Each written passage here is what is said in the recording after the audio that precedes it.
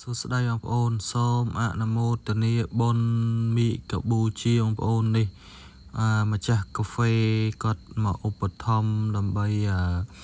យកបុណ្យកុសលនៅមីកាប៊ូជានៅវត្តកុលតឹងនេះបងប្អូននេះបងស្រីបងប្រុសគាត់ព្រីកាហ្វេបងប្អូននេះគាត់មានទាំងតែជ្រក់មានទាំងកាហ្វេមានទាំងតែក្រូចឆ្មាមានច្រើនមុខបងប្អូនហើយរាប់អត់អស់ហើយថែមទាំងមានទទួលទឹកនេះខាងវត្តកុលតឹងគាត់ទទួលទឹក